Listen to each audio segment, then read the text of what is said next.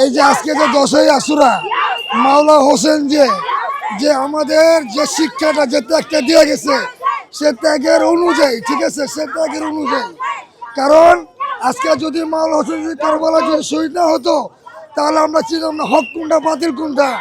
কিন্তু মাওলা হোসেন হকের পথে ছিল, বাতিলের পথে ছিল না। এই যে ছিল দুষ্ট লম্পট, তার কাছে মাওলা হোসেন উনি বায়াত হয় নাই, এমনকি তার কাছে উনি মাথা নত করে নেই।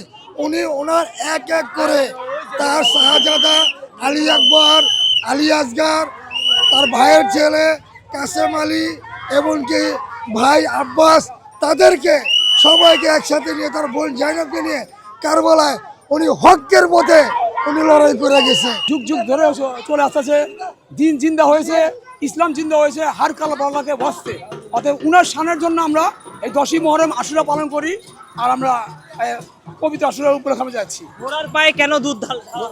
ঘোড়ার পায়ে দুধ দেওয়ার উদ্দেশ্য হচ্ছে গিয়ে আমাদের যাদের যাতে মান্তি থাকে, এই মান্তিগুলো পূরণ করার জন্য এই ঘোড়ার পায়ে ইয়ে দেওয়া হয়। পরবর্তীতে ঘোড়াটা কি করা হয়? পরবর্তী ঘোড়াটা যেখান থেকে আনা হয় সেই নাম্বারে চলে যায়। জায়গা কেনার পর কোনোদিন ভাবিনি বাড়ি দেখে যেতে পারবো। বাবা, তুমি করেছো জমি আর আমি করলাম বাড়ি। এখন থাকবে তোমার নাতি। বসুন্ধরা সিমেন্টের দৃঢ় গাঁথুনি গড়েছে 3 প্রজন্মের এক ঠিকানা। শক্তির মানদণ্ডে উত্তীর্ণ বসুন্ধরা সিমেন্ট। বসুন্ধরা সিমেন্ট, প্রজন্মের বন্ধন।